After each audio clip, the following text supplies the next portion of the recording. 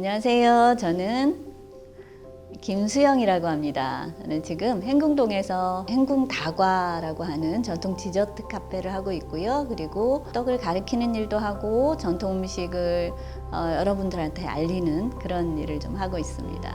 원래 전공은 저는 이제 경영 쪽이었어요. 그런데 아이를 키우고 뭐 이렇게 시간이 지나다 보니까 어느 순간에 요리를 배우게 됐죠. 그러면서 요리도 하고 그다음에 아주 재밌는 패백을 한번 배운 적이 있어요. 그래서 패백 음식은 이제 혼례 음식이잖아요. 그래서 이제 그 과정을 다 수료를 하고 끝났는데 제가 그땐 너무 젊은 거예요. 너무 젊은 사람한테 아무도 오더를 주는 사람이 없어서. 그런데 그 과정 안에 떡이 들어 있었어요. 근데 그 떡이 너무 재밌는 거예요. 그래서 그때부터 제가 이제 떡을 배우기 시작했죠. 그래서 떡도 어느 정도 과정이 다 지난 다음에는 이거를 공부를 조금 더 해야 되겠다 하는 생각에 이제 전통 음식 쪽에 이제 대학원에 가게 돼서 이제 공부를 조금 더 하게 됐죠. 그러면서 이런 아름다운 음식과 그다음에 떡과 그다음에 다과 이런 쪽에 이제 관심을 조금 더 갖게 되면서 이걸 조금 더 많은 사람한테 알려야 되겠다 이런 생각도 있었고, 그리고 가장 큰 이유는 독립하고 싶었어요. 집에서 뛰쳐나오고 싶었어요. 그래서 조그맣게 공방을 하나 시작을 하게 됐고요. 그러면서 화전놀이 떡공방이라고 해서 이제 떡을 가르치는 일도 했었지만 그냥 소소하게 간단한 다과들 뭐 이런 것들을 만들어서 팔기도 하고, 지금은 이제 조금 더 넓은 데로 옮겨서 이제 카페를 같이 겸하게 됐죠.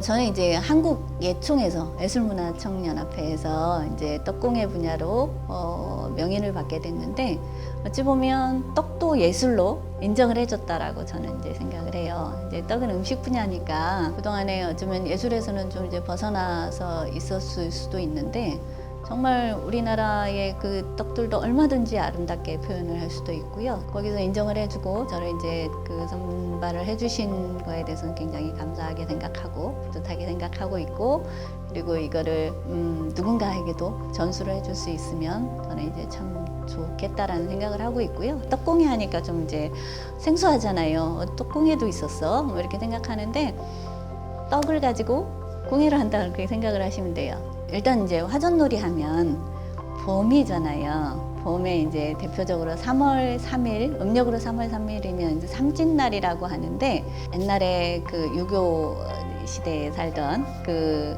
안악들이 집에서 집 밖으로 나올 일이 많지 않았어요. 그런데 이 3월 1일만큼은 밖으로 그냥 나가서 들이나 뭐 산에 가서 그 맛있는 음식도 해 먹을 수 있었고 뭐 이런 날이 있었다고 해요. 그래서 그럴 땐 3월 삼진날쯤 되면 산과 들에 이제 꽃들이 피죠.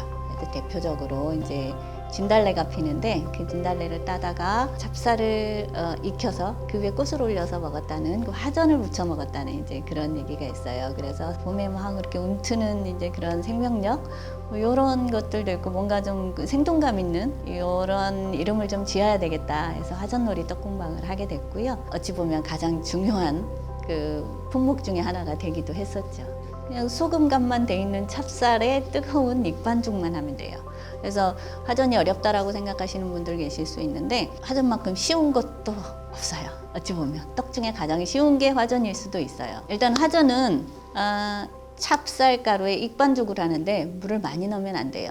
찹쌀에 한 15% 정도 뜨거운 물을 넣어서 반죽을 하는데, 동글동글 굴려서 이렇게 눌러봤을 때 갈라짐이 없는 정도면 반죽이 잘 된 거예요. 그리고 손으로 눌렀을 때 그 별로 스트레스 없이 그냥 살짝 들어가는 정도, 한 20-30g 정도 내가 원하는 크기로 떼어서 그냥 동글동글해서 살짝 누른 다음에 그냥 번철에다 지지면 돼요. 살짝. 근데 처음부터 꽃을 올려버리면 너무 뜨거우니까 익어버리잖아요. 그래서 꽃은 맨 나중에 올려서 살짝 한 번만 기름에 묻혀서 내놓는 정도로만 하면 되고요. 정말 궁금하시면 저 이제 유튜브도 사실은 하고 있거든요. 이제 화전놀이 떡공방 검색하시면 거기에 화전 만드는 게 나와 있어요. 봄 되면 이제 진달래를 많이 먹는데, 근데 이제 진달래하고 철쭉하고 구분이 안 가는 경우가 많잖아요. 진달래는 크게 이제 나누면 대부분 산에 있죠. 철쭉도 물론 산에 있는 철쭉들도 많이 있긴 해요. 진달래는 꽃이 먼저 나오고요. 철쭉은 잎사귀가 나와 있는 상태로 꽃이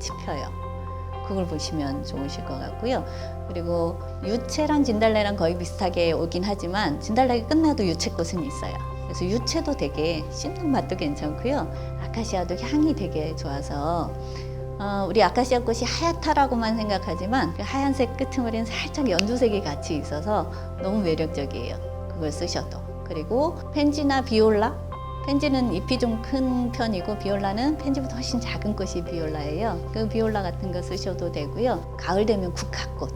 그죠? 근데 국화도 국화 화장 붙여야지. 그리고 국화를 꽃을 딴 채로 그 통째로 그냥 올려버리면 향이 너무 진해서 먹을 수가 없어요.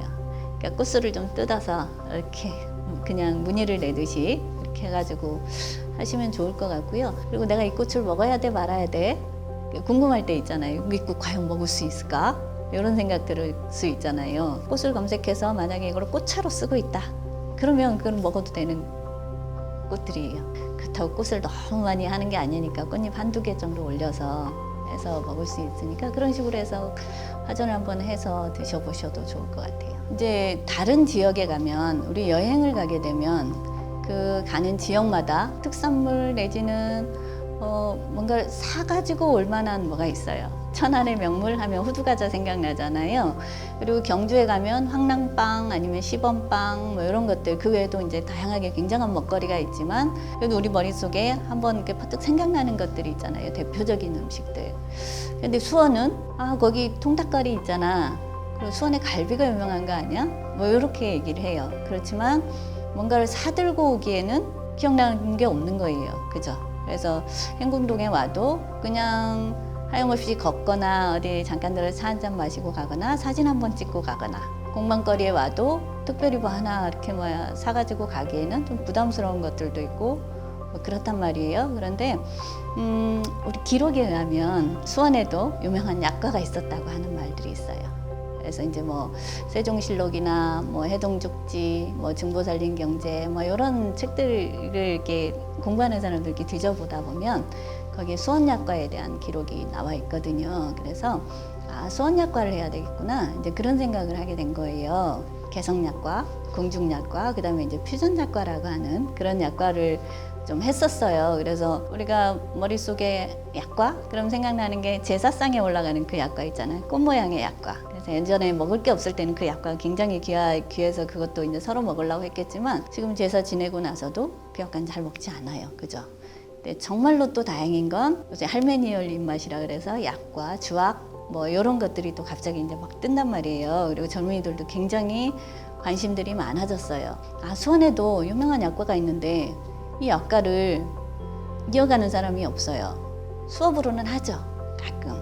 나는 마침 그래도 카페를 하고 있고 공방도 하고 있고 판매를 할 수 있으니 이 약과를 만들어서 나라도 이걸 좀 이어가야 되겠다 하는 그런 생각을 하게 된 거예요. 그래서 이 공방골목 전체가 그래도 이 고소한 약과 냄새가 나면 어떨까 전 그런 생각을 해요. 약과를 굳이 나 혼자 하지 않고 이 약과가 좀 유명해져서 저 말고도 다른 사람들도 약과를 같이 해서 그 골목에 가면 약과 살 수 있어. 그런 개념들이 좀 심어졌으면 좋겠고 수원의 대표적인 명물로 남았으면 좋겠다는 이제 그런 생각을 하게 되죠. 이 약과는 시간이 좀 걸려요. 그래서 물론 밀가루가 이제 주로 많이 쓰여지는 거고요. 밀가루에 찹쌀을 저는 조금 넣고 있고, 그러니까 전통적인 방식에는 찹쌀은 들어있지 않은데 찹쌀을 살짝 첨가를 하고요. 그리고 수원약과의 특징 중에 하나가 참깨와 잣이 들어간다는 거예요. 그래서 잣과 참깨를 같이 넣어서 반죽도 최대한 정말 애기 다루듯이 살살 하지 않으면 딱딱하거나 켜가 올라오지 않거나. 수원약과는 네모난 약과에 켜가 올라가 있어요. 우리가 보통 제사상에 쓰는 그 꽃무늬 약과, 공중약과라고도 하는데 그 약과하고는 조금 모양새부터가 다르죠. 틀을 이용해서 찍기도 하는데 그렇게 되면 이게 그 버려지는 게 너무 많아서 저는 그냥 네모나게 자른 다음에 양쪽에 그 젓가락으로 모양을 좀 잡아서 그런 식으로 하고 있어요. 수원은 일단 화성행궁이 있잖아요. 화성행궁을 찾는 많은 관광객들도 있고 젊은이들뿐만이 아니라 추억을 가지고 계신 분들도 많아요. 어르신들이 자기의 이제 자손들을 데리고 손녀들까지 이렇게 데리고 오셔서 옛날에 여기가 내가 뛰어놀았던 곳이야라고 이렇게 얘기하는 사람들도 있고, 젊은이들은 이 행궁동이 궁금하니까 이렇게 많이들 찾아오잖아요. 그래서 남녀노소 누구나 편하게 즐길 수 있는 그런 도시인 것 같고, 추억이 있는 그런 도시인 것 같은 생각이 들어요.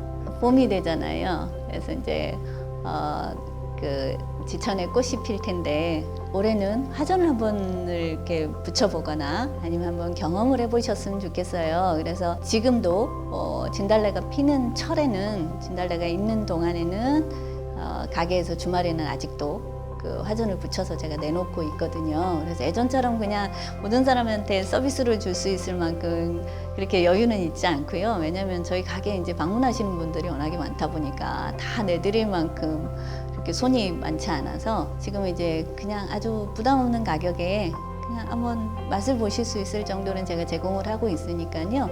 그 화전이 궁금하시면 한 번쯤 방문을 해보셔도 좋을 것 같고요. 그렇게 어렵지 않으니까 가족들과 함께 한번 만들어 보셨으면 좋겠다는 생각을 하게 됩니다.